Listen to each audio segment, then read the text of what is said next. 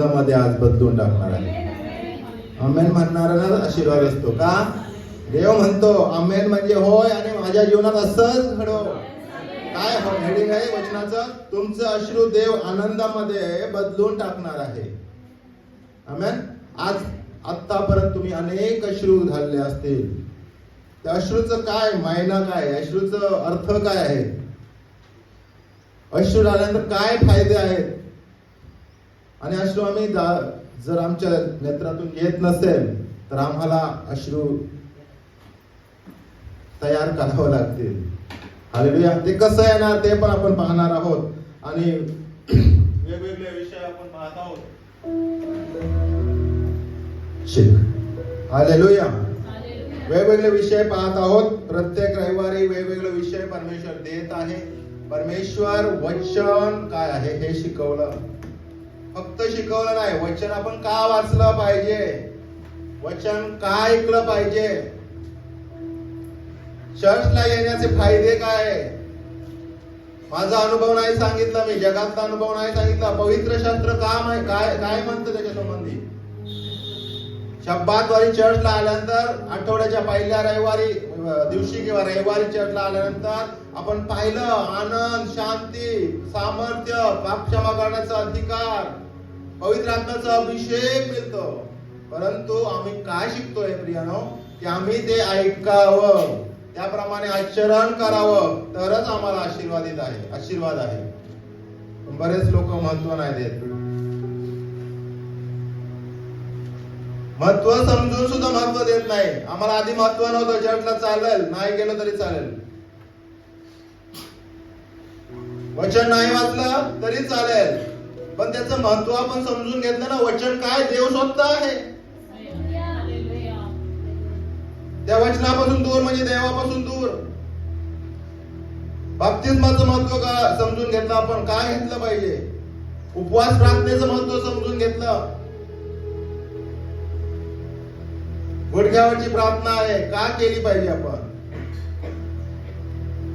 हे सर्व गोष्टी का शिकतोय? देव मी नाही देत तुम्हाला, देव देतो. मी प्रत्येक वेळेला तुम्हाला सांगत आहे, कामामुळे मला जास्त वेळ नाही मिळत, पण जे काही थोडक्या वेळेमध्ये देतोय, आपल्या मंडळीला देवाची इच्छा आहे परिपूर्ण तयारीत असावं. प्रार्थना का, उपवास का, रविवारीच का, शुक्रवार उपवास का प्रार्थना केली पाहिजे आपण. सर्व गोष्टी आम्हाला देव शिकवत आहे आणि परिपूर्ण झाल्यानंतर परमेश्वर अद्भुत काम इथं करणार आहे. संख्या दिसू द्या कमी, त्याच्याकडे नका बघू. गिदोनाला परमेश्वराने म्हणलं किती हजार लोक आहे तुझ्याकडे? 32,000. किती? 32,000. मिद्यानी लोक यायचं, त्रास द्यायचं, सगळं लुटून न्यायचं. देवाने सांगितलं बाजूला काढ. जे तोंड लावून चाटून पाणी पितात बाजूला काढ. शेवटी फक्त 300 घेतले. 32,000 होते, 300 घेतले. आणि त्यांना पण सांगितलं घडा घ्या, त्यात दिवा पेटवा, सामर्थ्य पवित्र आत्मा पेटवा. आणि त्या 300 लोकांनी असं काम केलं कधीच घडलं नव्हतं. त्यानंतर मिद्यानी लोकांनी यरुशलेमेवर, त्या इस्रायल लोकांवर कधीच चालून आले नाही. संख्या नका बघू, परमेश्वर म्हणतो. कदाचित त्यामुळे कधी आम्हाला संख्या जास्त वाटते तर आनंद वाटतो, नसलं तर कमी वाटल्यावर दुःख होतं. मला पण वाटतं, पण परमेश्वर आज या वचनातून आम्हाला म्हणत आहे तुझे अश्रू आनंदामध्ये बदलणार आहे. तुम्ही कोणत्या संकटात आहात, कोणती कष्टात आहात, दुःखात आहात, तुमचं मन दुःखीत झालेलं आहे, कष्टी झालेलं आहे, तुम्ही अश्रू ढालत आहात.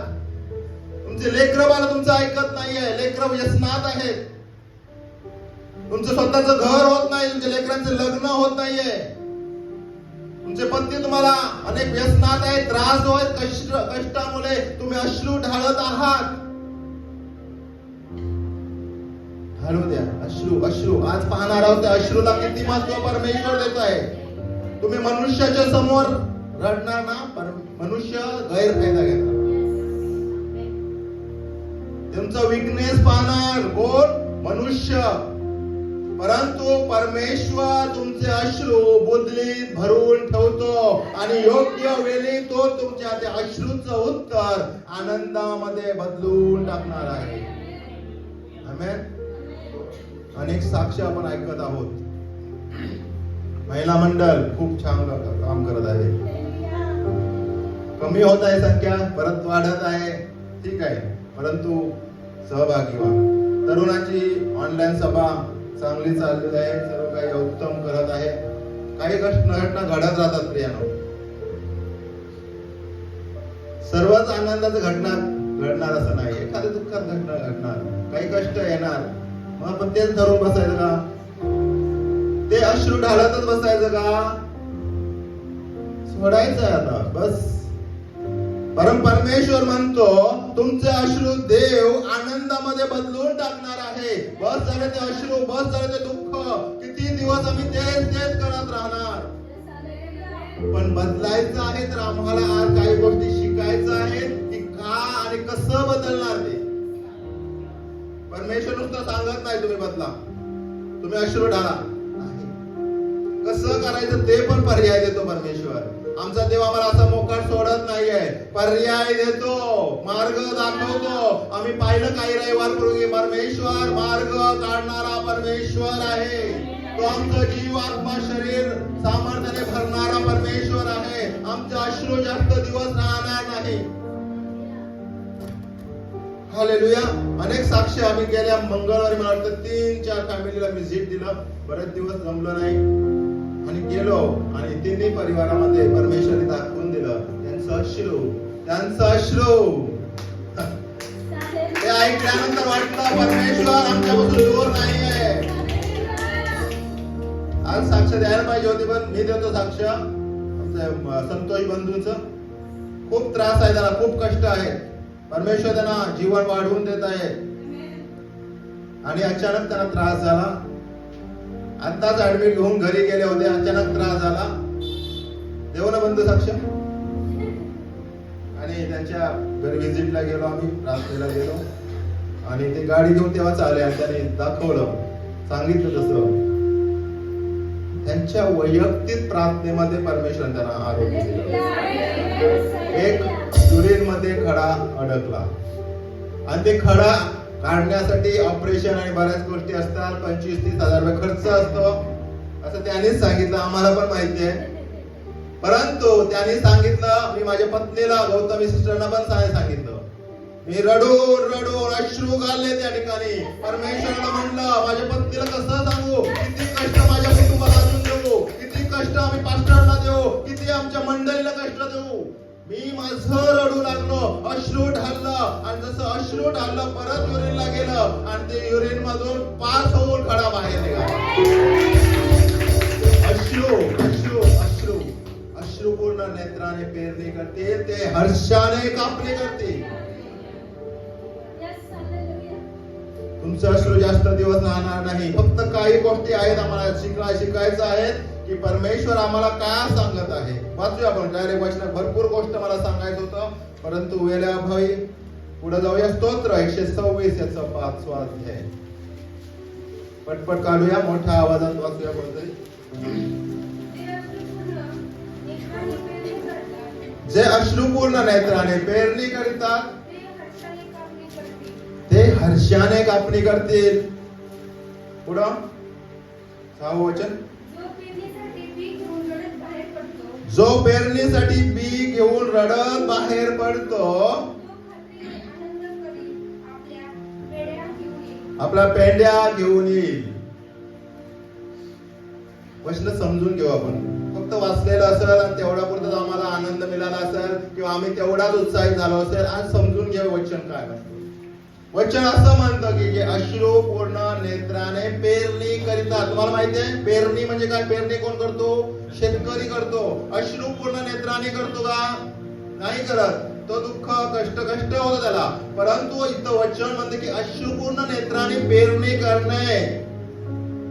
जे अश्रू ढालत आहे तुमच्या समस्येसाठी, तुमच्या गरजांसाठी, तुमच्या नातेवाईकांसाठी, मंडळीसाठी, तर परमेश्वर म्हणत आहे जे पेरणी करतात कशाने?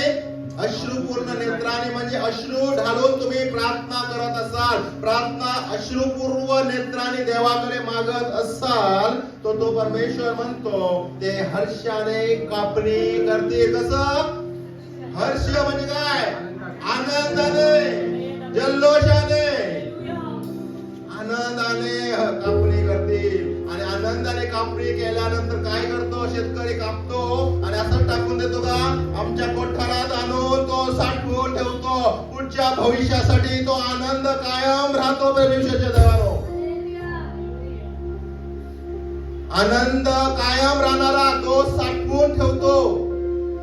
म्हणून तुमचा आनंद द्विगुणित होणार आणि काही अंशी काही टाइमासाठी नाही, तर तो आनंद कितीतरी वेळ तुमच्या कुटुंबात राहणार. हालेलुया. जे अश्रुपूर्ण नेत्राने पेरणी करतात ते हर्षाने कापणी करतील. पुढे म्हणलंय, जो पेरणीसाठी बी घेऊन रडत बाहेर पडतो. आता रडत शेतकरी बाहेर पडतो. तुम्ही आणि मी कोण आहोत? शेतकरी आहोत. रडत रडत बी पेरतोय आपण. अश्रुपूर्ण नेत्राने माझ्या लेकरासाठी, माझ्या पत्नीसाठी, माझ्या पत्नीसाठी, माझ्या चर्चसाठी, माझ्या मंडळातील लोकांसाठी, तरुणींसाठी आम्ही बी अश्रुरूपी बी पेरत आहोत. तर परमेश्वर इथं काय म्हणत आहे? तो खात्रीने, शब्द बघा विचार वापरलाय, तो खात्रीने आनंद करीत आपल्या पेंड्या घेऊन घरी येईल परत. म्हणून देव म्हणत आहे तुमचे अश्रू व्यर्थ नाही आहे. तुम्ही कोणासाठी तरी व्यर्थ अश्रू ढालत असाल, तुम्ही कोणासाठी अश्रूपूर्ण नेत्राने पेरणी करत असाल, तुम्ही अश्रूपूर्ण नेत्राने प्रार्थना करत असाल, अश्रूपूर्ण नेत्राने तुम्ही उपवास करत असाल. परमेश्वर म्हणतो खात्रीने आनंद करीत आपल्या पेंड्या घेऊन घरी येणार. हालेलुया. अनुभव घेणाऱ्यांसोबत हे गोष्टी होत राहणार. पुन्हा एकदा सांगतो, तुमच्या लेकरा बाळांसाठी, तरुणांसाठी, तरुणींसाठी, पतीसाठी, पत्नीसाठी, शेजारी, तुमच्या आई वडिलांसाठी वासनेत आहे, व्यसनात आहे, बंधनात आहे, नोकरी नाही आहे, लग्न होत नाही, योग्य संधी आम्हाला भेटत नाही, तर परमेश्वर तुम्हाला सांगत आहे, जर अश्रुपूर्ण नेत्राने तुम्ही पेरणी करत आहात तर परमेश्वर म्हणतो तुम्ही हर्षाने कापणी करून पेंड्या बांधून घरी साठवून ठेवणार आणि तो आनंद तुमच्यापासून कोणी घेऊ शकत नाही. प्रभू येशू म्हणतो, मी जो तुम्हाला आनंद देईल तो कोणी काढून घेऊ शकत नाही. जग तुम्हाला आनंद देईल काही तात्पुरता, काही वेळ राहणार, काही मदत करणार, तात्पुरता मदत, तात्पुरता आनंद आहे. परंतु परमेश्वर म्हणतो मी जी शांती देतो ती शांती तुमच्यापासून कोणी हिरावून घेऊ शकत नाही. का घेऊ शकत नाही? आम्ही त्याची लेकरं आहोत, आम्ही त्याचे पुत्र आणि कन्या आहोत, आम्ही त्याचे निवडलेले लोक आहोत. आम्ही दुःखी असावं, कष्टी असावं अशी त्याची इच्छा नाही आहे प्रियानो. फक्त आम्हाला तुम्ही म्हणा मग प्रार्थना करतोय, उपवास करतोय, गुडघ्यावर येतो आहे, ते चांगलं आहे, ते करायलाच पाहिजे. परंतु अश्रुपूर्ण नेत्राने पेरणी करणे हे सर्वात उत्तम आहे. पहा, तुमचं जे लेकरू आहे, आता कोणाचं लहान लेकरू आहे का नाही माहित नाही, तुमचं लेकरू तुमच्याकडे मागतंय काहीतरी, हट्ट करतोय, पाहिजेच पाहिजेच पाहिजेच, तुम्ही देता जरा पहिल्यापर्यंत देता का? लगेच देता का? नाही. मग ते जेवण सोडतं, थोड्या दिवसांनी रडायला लागतं, पण ते रडणं आम्हाला सहन होत नाही, विशेष करून आई लोकांना होतं का? आणि ते अश्रुपूर्ण नेत्राने फेरणी करतात आणि म्हणतात अरे देऊन टाक एकदा. बाप म्हणतो दे दे दे देऊन टाक एकदाच. लेकरू चांगला नसलं ना तरी आम्ही देऊन टाकतो. आम्ही तर त्याचे निवडलेले लोक आहोत, स्वतःचे लोक, पुत्र कन्या आहोत. आम्हाला अधिकार त्यांनी दिलेला आहे, पुत्र होण्याचा वारिसदार आहोत. अश्रुपूर्ण नेत्राने पेरणी करा. आतापर्यंत ज्यांनी केलं नसेल सुरुवात करा. हन्नाने अश्रुपूर्ण नेत्राने पेरणी केली, देवाने दिलं. देवाने असं दिलं. 400 वर्ष संदेश नव्हते त्या काळामध्ये, कोणी संदेश सांगत नव्हते, नुसता दुष्काळ पडला होता संदेशाचा. आणि अशा वेळी देवाने हन्नेला पुत्र दिला आणि ते पुत्र त्याने देवाला अर्पण केलं. आणि माहिती आहे, वयाच्या 12व्या-13व्या वर्षी त्याला संदेश म्हणून देवाने उपयोगात केला. दाविदाचा अभिषेक कोणी केला? शमूएलाने केला. इस्रायलचा पहिला राजा शाऊल याचा अभिषेक कोणी केला? शमूएलाने केला. हालेलुया. अश्रुपूर्ण नेत्राने तुम्ही कापणी करणार आणि तो आनंद कायम राहणार. जर तुम्ही असं सहज मागितलं तर कदाचित देव लेकरू देईल, पण तो लेकरू कसं निघेल माहित नाही. पण अश्रुपूर्ण नेत्राने तुम्ही मागणार देवाकडं. शमूएला सारखा संदेष्टा देव तयार करेल. शमूएला सारखा अनेकांना अभिषेक करणारा देव तयार करेल. म्हणून म्हणतो आईनो आणि बापानो सुद्धा अश्रुपूर्ण नेत्राने पेरणी करा. तुम्ही आनंदाने हर्षाने कापणी करणार, पेंड्या घरी आणणार, कोठारात साठवणार आणि तो आनंद कायम टिकून राहणार. फक्त आई आई म्हणून नाही, बाप बाप रडत फक्त गुपचूप कोपऱ्यात जाऊन रडल का? बापानो रडा बिंदास. मी रडतो, माझी पत्नी जरी बाजूला असते मी प्रार्थनेत रडतो. मला अशक्त म्हणावं नाही वाटत. जग तुम्हाला अशक्त म्हणेल, परमेश्वर तुम्हाला बलाढ्य बनवेल. तुमचे अश्रू परमेश्वर व्यर्थ जाऊन देणार नाही. तो अश्रू त्याच्या बुद्धली देवाने बुद्धली ठेवलेला आहे. वचन जर ऐकलं, तुम्ही वाचलं, बायबल म्हणतं परमेश्वराने बुद्धली ठेवलेली आहे. तुमचं अश्रूचं उत्तर आता कदाचित परमेश्वराने दिला नसेल. परमेश्वर याच्या पुढे हे वचन ऐकल्यानंतर, या वचनाप्रमाणे आचरण केल्यानंतर परमेश्वर तुमचे अश्रू आनंदामध्ये बदलून टाकणार.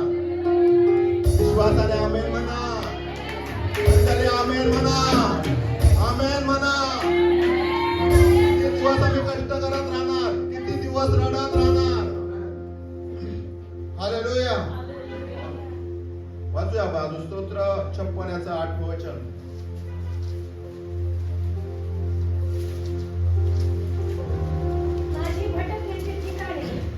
काय म्हणतात स्तोत्र 56:8? माझी भटकण्याची ठिकाणे तू मोजली आहे.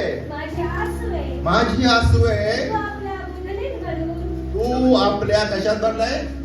बुदली. देवाकडे बुदली आहे. आमचं अश्रू तो तिथं भरून ठेवली आहेत. पुढं तुझ्या वहीत ती नमूद झाली नाही काय? झाली असेल का नाही? विश्वास आहे का तुमचा तुमच्या बापावर? परमेश्वर म्हणतो माझी आसवे तू आपल्या बुदलीत भरून ठेवली आहे. परमेश्वराने कुठे ठेवले आमचे अश्रू? बुदलीत भरून ठेवलेला आहे. तुझ्या वहीत ती नमूद झाली नाही काय? परमेश्वर आमच्या प्रत्येक कर्म लिहून ठेवतो. तुमचे अश्रू पण लिहून ठेवतो. आज किती थेंब पडले, किती जण रोड रडता लेकरांसाठी, पतीसाठी, पत्नीसाठी. तुमचे अश्रू व्यर्थ नाही. तो बुदलीत भरून ठेवलेला आहे त्याने. पण एक तुम्हाला सांगतो मित्रांनो, जर अश्रू तुम्हाला येत नसेल ना, तुम्हाला बदलावं लागेल. बघू आपण पुढे कसं बदलायचं. अश्रू जर नाही ना तुम्हाला, तर तुम्हाला बदलावं लागेल. तुमचं अश्रू ज्या वेळेस बाहेर येते, तो परमेश्वर बुदलीत ठेवेल, त्या वहीत नमूद होईल. योग्य वेळी परमेश्वर उठेल, वही चालेल आणि पाहणार. अरे या ब्रदरांचं अश्रू एवढं, लगेच आशीर्वाद मोकळं होणार. तुम्ही म्हणणार हे कसं झालं? परमेश्वर म्हणणार मला सर्व काही शक्य आहे. अशक्य गोष्टी शक्य करणारा मी देव आहे. बुदली ठेवलेला आहे. एक गीत आहे, इतका छान एकच तुम्ही आवाज चांगला नाही माझा, पण गातो. प्रत्येक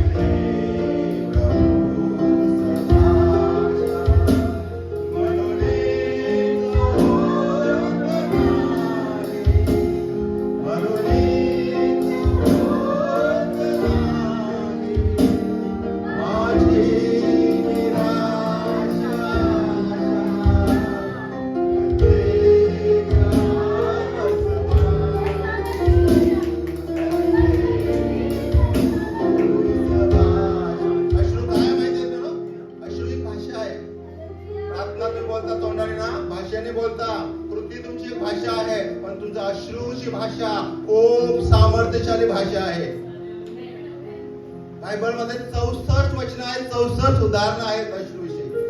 आणि ते अश्रू ढालले आणि परमेश्वराने त्यांना दिलं. किती? 64 वचन आहेत. प्रत्येक आसवाची कलते प्रभूस आशा, म्हणूनच बोलना. गाऊया सर्वजण. म्हणूनच बोलना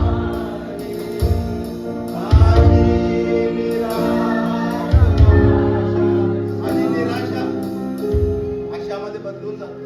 या निराशेत का होत नाही माहिती आहे?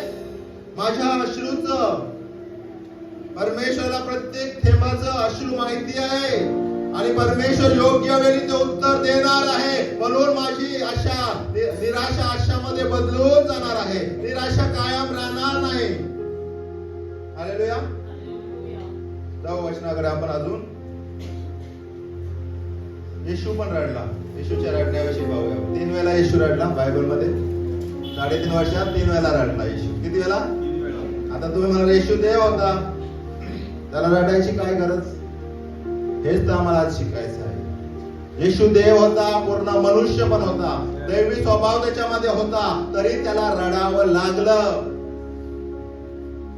तर आपण कुठे आहोत? हालेलुया. जाऊया वचनाकडे आपण. योहानाचे शुभवर्तमान 11वा अध्याय वचन 35.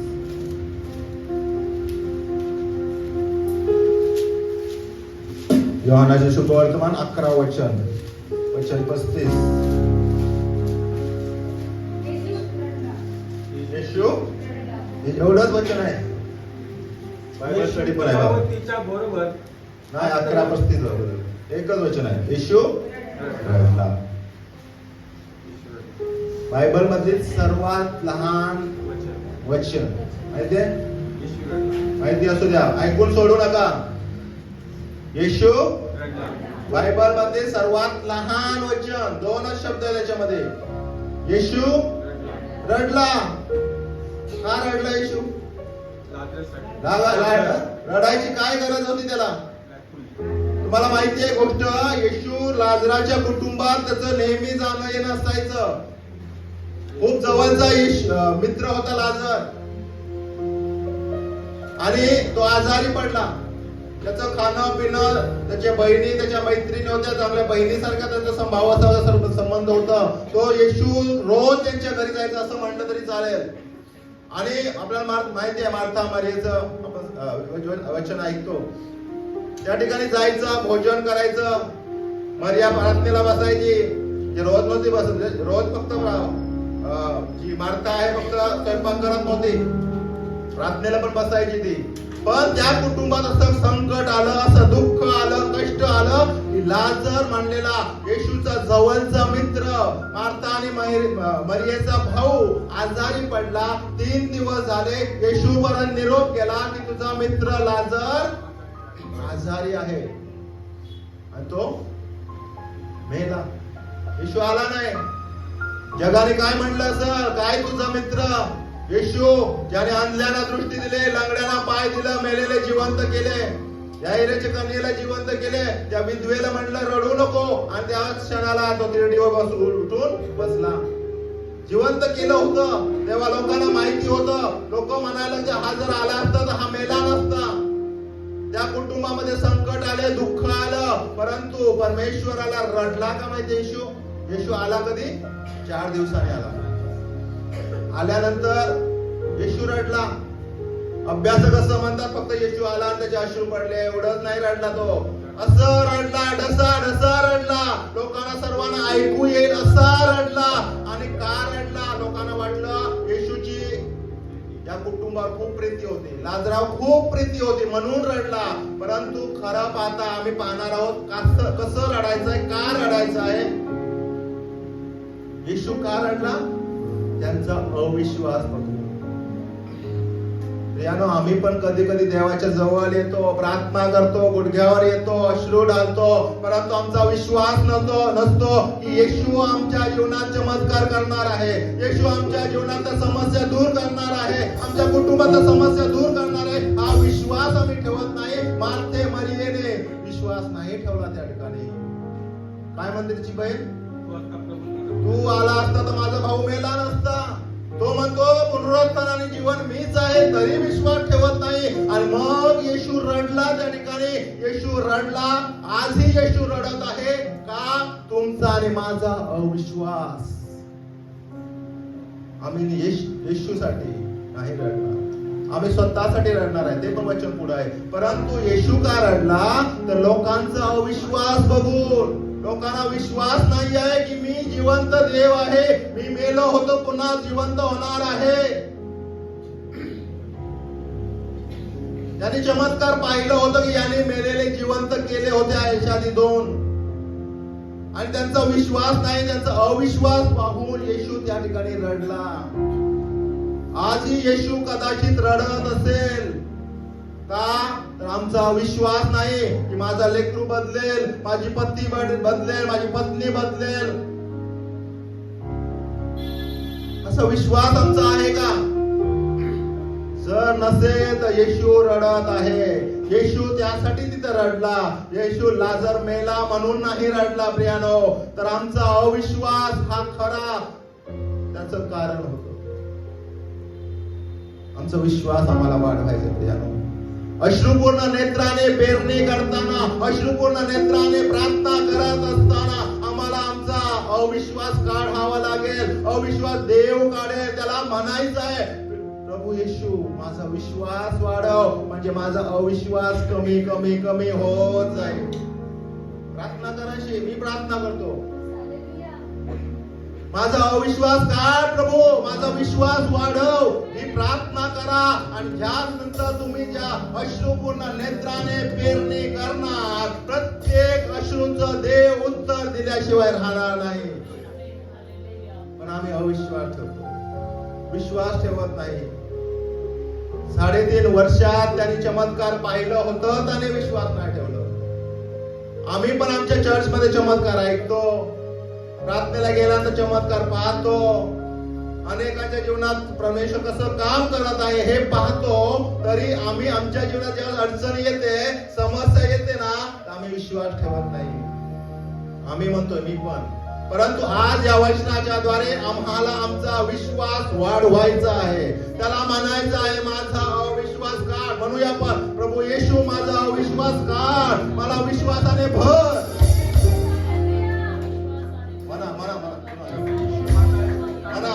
मला तरी म्हणा, माझा अविश्वास काढ, माझा विश्वास वाढव. आणि मग आपण येशू रडला त्याप्रमाणे रडू, तर परमेश्वर अद्भुत काम करेल. वाचूया पुढे जाऊ. लूकाचं शुभवर्तमान, लूक 19 आणि 41.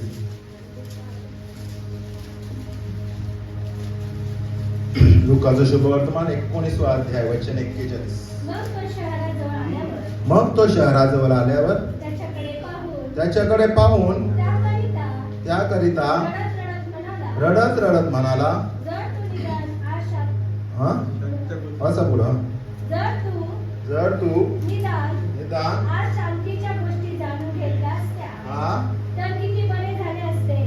बस. येशू या ठिकाणी रडत रडत का आला माहितीये? त्या ठिकाणी यरुशलेमेचा नाश होणार होता. यरुशलेमेच्या लोकांचा नाश होणार होता, देवाच्या लोकांचा नाश होणार होता, त्या मंदिराचा नाश होणार होता.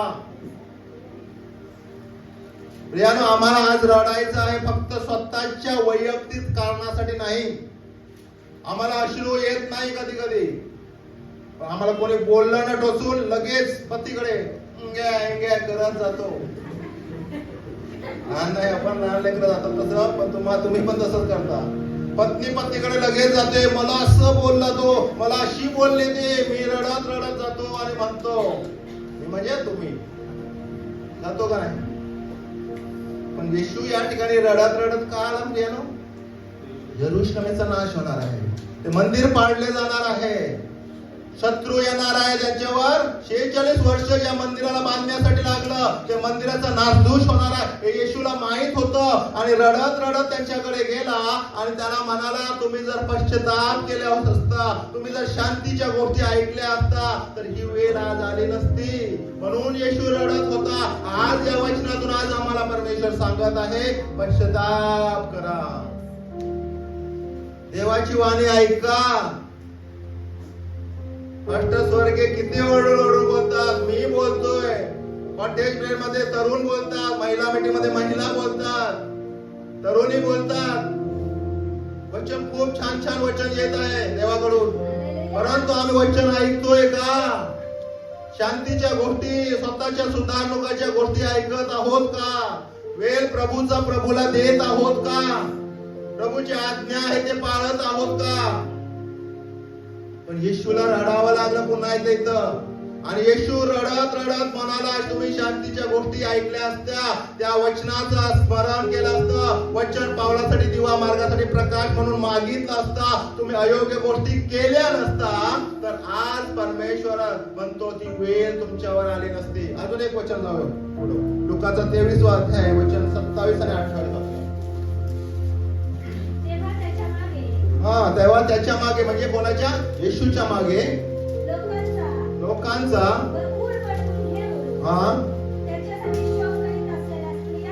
कसं स्त्रिया काय करत होते? ऊर बडवून घेत होते आणि शोक करत होते, अश्रू ढालत होते, रडत होते, त्यांना दुःख झालं होतं. का? कारण येशू आता क्रूस खांब्यावर चाललेला आहे. गुड फ्रायडेच्या दिवशी भरपूर स्त्रिया रडतात ते ऐकून. काही ठिकाणी आता आमच्या गावाला आहे ना, क्रॉसवर चढवलं जातात, ते स्टॅच्यू चढवलं जातात आणि ते क्रॉस खरोखर ठोकलं जातं म्हणजे स्टॅच्यूला. ते बघितल्यानंतर महिला रडतात, स्त्रिया रडतात ना, जास्त अश्रू घालतात. त्या रडण्याची देवाला गरज नाही. रोज रोज येशूला पुन्हा एकदा त्या क्रूस खांब्यावर मारतात. प्रत्येक गुड फ्रायडेला येशूला मारतात. पण येशू इथं काय म्हणत आहे? शोक करत आहे, ऊर बडवून घेत आहे स्त्रिया, पुरुष, सर्वांसाठी, लेकरांसाठी. आज देवाचं वचन म्हणतं, येशू काय म्हणतो पुढं? येशू त्यांच्याकडे वळून म्हणाला, यरुशलेमेच्या म्हणजे विश्वासणाऱ्या लोकांनो, माझ्यासाठी रडू नका, तर स्वतःसाठी. काय? स्वतःसाठी म्हणा, स्वतःसाठी आणि आपल्या मुला बाळांसाठी रडा. रडणे हे पश्चाताप दाखवतं.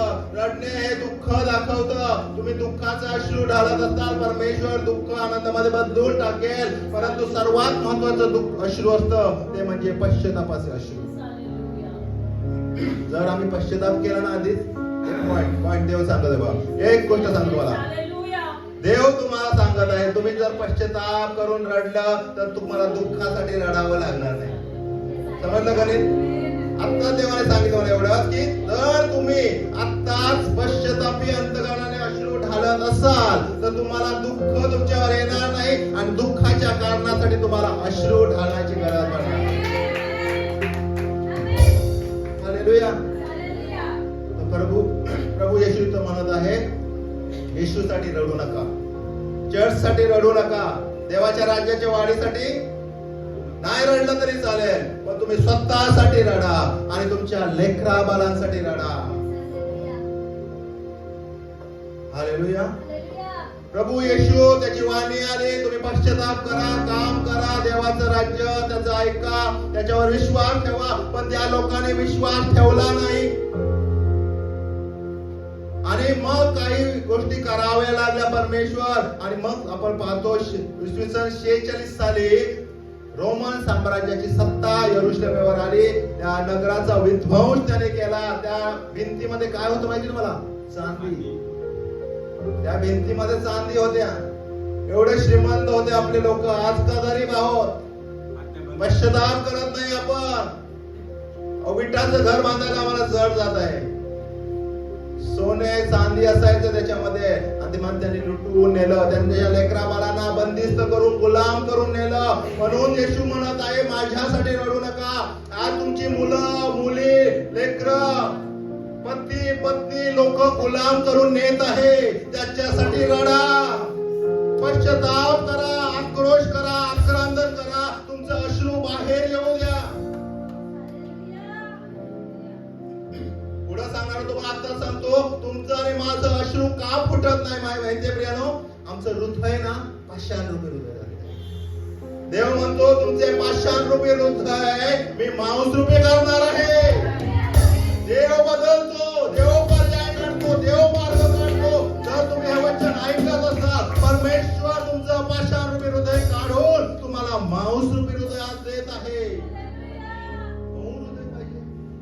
जगातल्या लोकांचं कठीण आहे, आपल्यात पण बरेच लोक आहे कठीण हृदय आहे. देवाचं वचन हातोड्यासारखं पडतंय तरी आमच्या जीवनात काम घडत नाहीये. देवाचं वचन तलवारीप्रमाणे आरपार जात आहे तरी आम्हाला जखम होत नाही प्रियानो. का आमचं हे पाषाण रूपी तयार झालेलं आहे. आम्हाला माणूसरूपी तयार करायचं आहे. आज आम्ही एवढं वचन इथं ऐकतोय, ओरडून ओरडून कानापर्यंत स्पीकर आहेत, स्पीकरचा आवाज आहे, कानात येतोय, तरी आमचं जीवन बदलत नाही प्रियानो. स्वतःसाठी, तुमच्या लेकराबाळांसाठी रडा.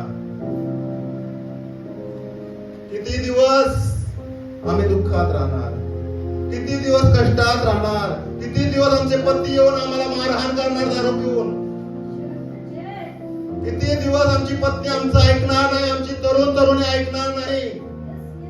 काय ऐकत नाही, आम्ही पश्चाताप करत नाही. आमचा हृदय पाषाण रूपीचं मांसरूपी बनत नाही, त्यावर वचन रूपी बीज पेरलं जात नाही, 9 प्रकारची फळं त्यातून येत नाही, त्यामुळे आम्हाला सन्मान नाही.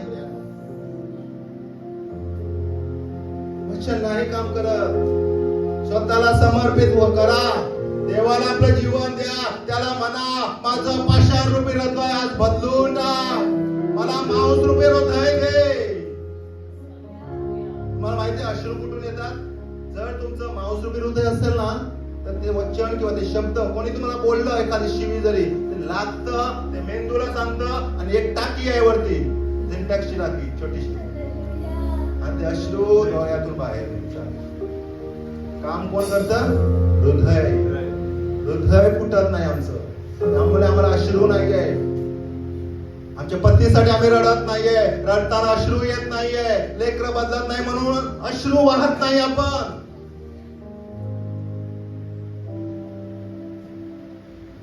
हालेलुया. वचन जरा कठीण वाटतं तुम्हाला.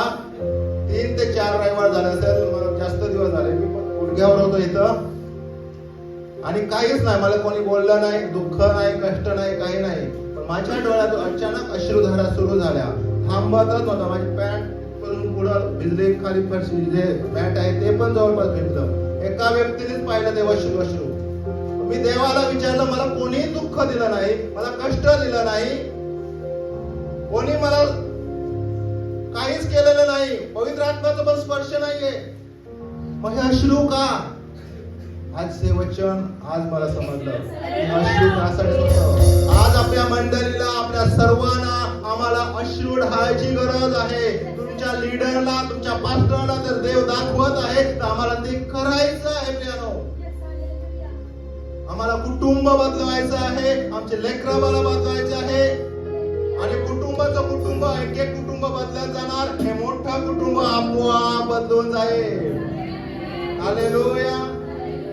अनेक कुटुंब एकत्र आले तर इकडं प्रत्येकाने आपापल्या कुटुंबाची, प्रत्येक आईने, प्रत्येक बापाने जर जबाबदारी घेतली आपल्या लेकरा बाळांसाठी, स्वतःसाठी, पतीसाठी, पत्नीसाठी, प्रत्येक कुटुंब पवित्र आत्म्याने भरेल, सामर्थ्याने भरेल. अश्रू परमेश्वर दुःखाचं अश्रू बाजूला काढेल, आनंदाचा अश्रू तुम्हाला देईल, आणि एक मोठं आनंदाचा जमाव इथं तयार होईल.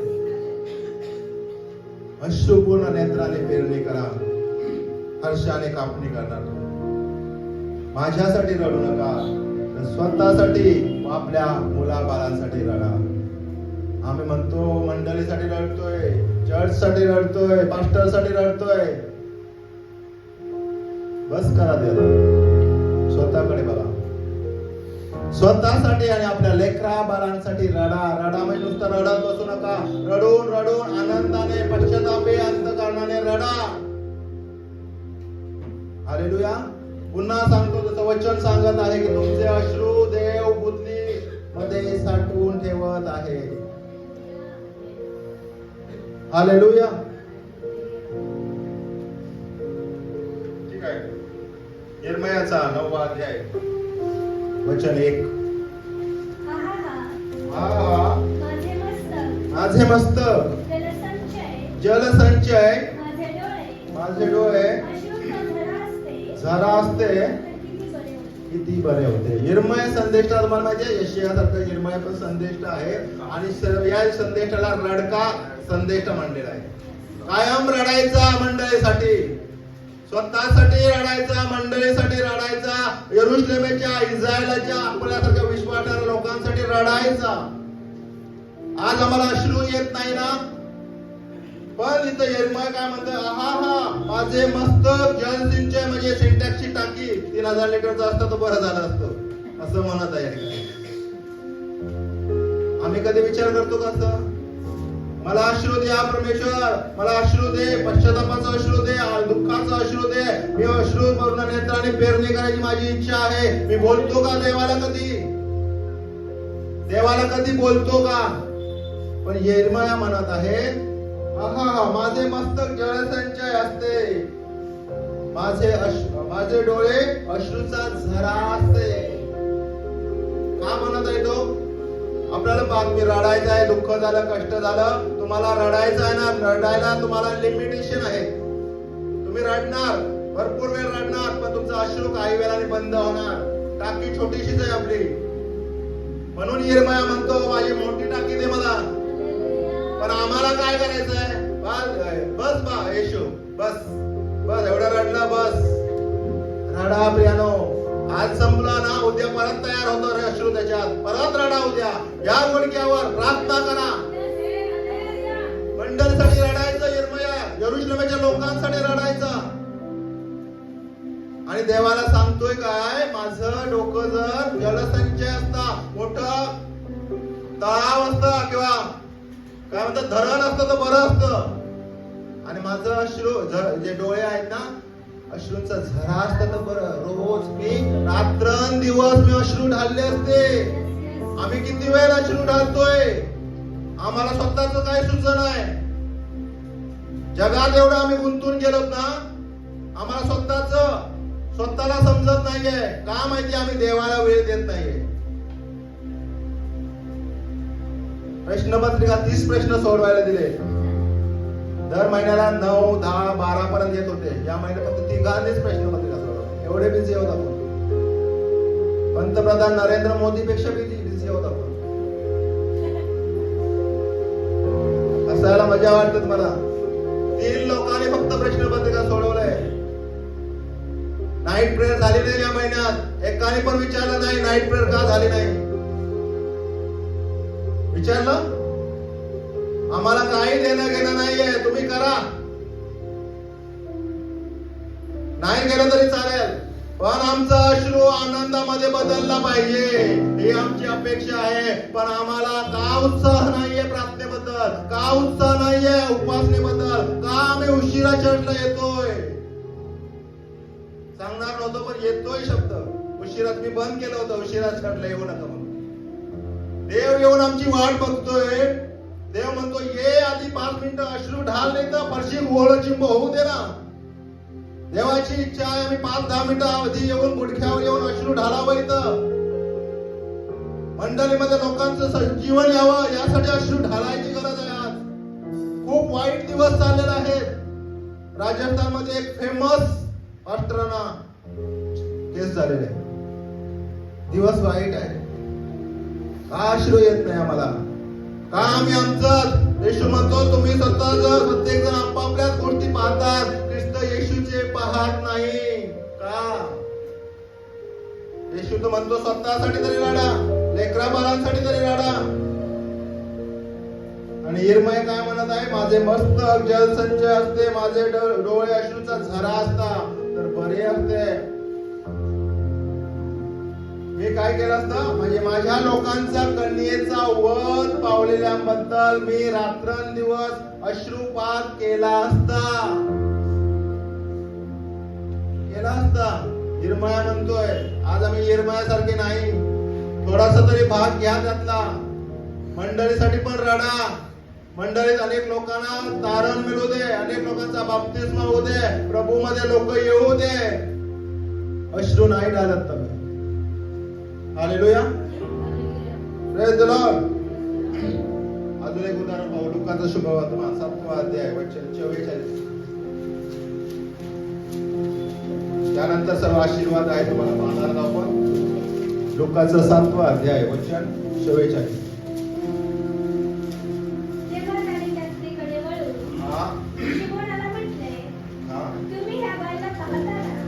मी तुमच्या घरी आलो तेव्हा तुम्ही मला पाय धुण्यासाठी पाणी दिले नाही, परंतु हिने अश्रूने माझे पाय भिजवले, आपल्या केसांनी ते पुसले. हे आहे पश्चातापाची अश्रू. तुम्हाला माहिती आहे कोण आहे स्त्री? एक व्यभिचारी स्त्री, वाईट काम करणारी स्त्री. येशू शिमोनाच्या घरी बसलेला आहे, लोकांना शिकवत आहे, आणि ही स्त्री जी पापी स्त्री, व्यभिचारी स्त्री, अनेक पुरुषांना आकर्षण करून आपली धंदा करणारी स्त्री, ती समोरून जात आहे, घराच्या समोरून.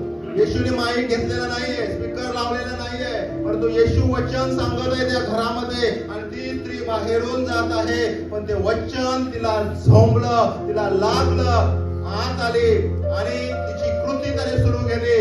अश्रू, पश्चातापी अश्रू. त्या अश्रूने एवढं अश्रू तिला आलं की येशूचे पाय भिजून गेले. त्यानंतर तिने केसाने ते पुसले. पश्चातापी अश्रू. पश्चातापाच्या अश्रूची या येशूला गरज आहे. तुम्ही कशासाठी रडता त्यापेक्षा पश्चातापी, आताच मी सांगितलं, जर तुम्ही पश्चातापाने अश्रू पुसत असाल, उद्याचा दिवस तुम्हाला दुःखासाठी अश्रू गाळायची गरज पडणार नाही. म्हणून आजच पश्चाताप करा. पुरुषानो, स्त्रियानो, तरुणानो, तरुणीनो, वाईट काम करत असाल आजच सोडा. माईक वरून सांगत नव्हता येशू, सहज बोलत होता, पण त्या अधिकारवाणीने ते वचन ते तिच्या कानावर गेलं. आज आमच्या मनामध्ये, कानामध्ये अनेक सेवक सांगतात, आम्ही स्वतः पण वचन ऐकतो, वचन वाचतो, ते वचन आमच्या कानात म्हणतं. काय तुम्ही चोरी करत आहात का? वाईट काम करत असाल, व्यसनात असाल, गुटखा, तंबाखू, मिसरी, दारू, व्यभिचार करत असाल, वाईट काम, बॉयफ्रेंड, गर्लफ्रेंड, जे देवाला आवडत नाही आहे, त्यासाठी येशू म्हणत आहे, तुमची आसू आहे त्याच्यासाठी गा. पश्चातापी हृदय असेल तर आज गुडघ्यावर या आणि अश्रू ढाला त्याच्या समोर. येशूने काय म्हणलं? या स्त्रीने केले ते सर्वात चांगलं केले आहे. माझ्या उत्तर कार्यासाठी तिने केलेलं आहे. तिने काय केलं? ते सेंटचं बाटली होतं, ज्याने त्या वाईट काम करत होते, आकर्षण करत होते.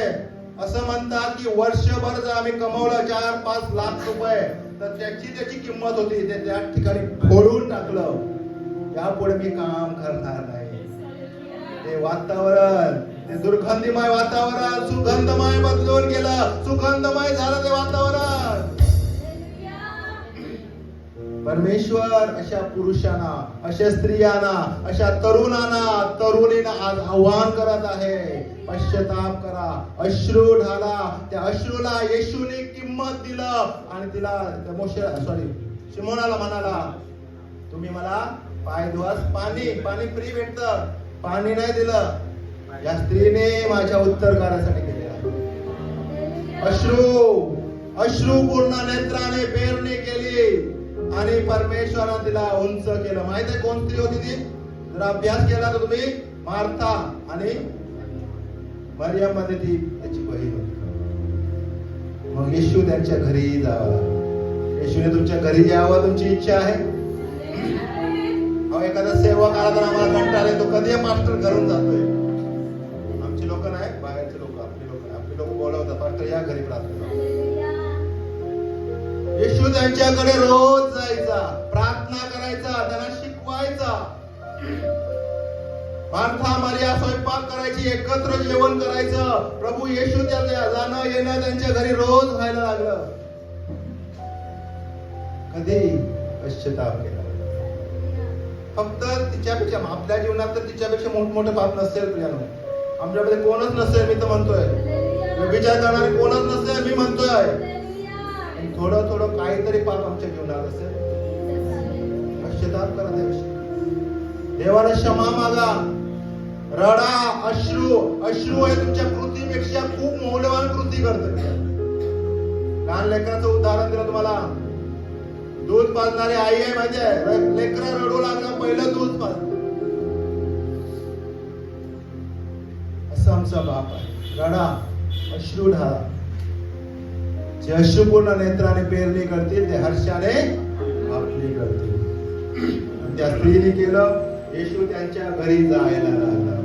पुन्हा एकदा सांगत आहे, तुमच्या घरी येशू यावं, तुमच्या गाडीमध्ये येशू यावं, तुमच्या व्यवसायामध्ये येशू यावं, तुमच्या कामामध्ये, तुमच्या कॉलेजमध्ये येशू यावं अशी तुमची इच्छा आहे. तुमच्या अभ्यासामध्ये येशू यावं, तर तुम्ही पश्चाताप करा, पाप सोडून टाका. येशू रोज तुमच्या बरोबर आहे. 10वी 12वी लेकरांना तुमची लेखणी परमेश्वर होईल. येशू तुमचा पेपर आहे. फक्त अभ्यास तुम्हाला करावा लागेल.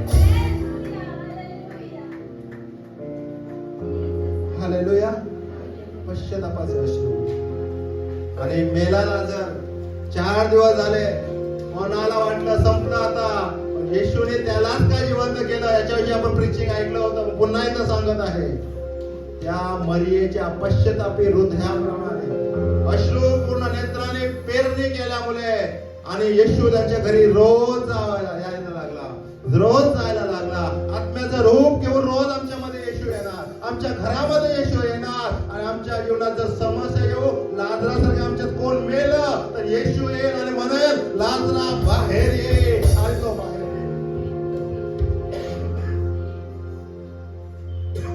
पुढे वाचूया आपण.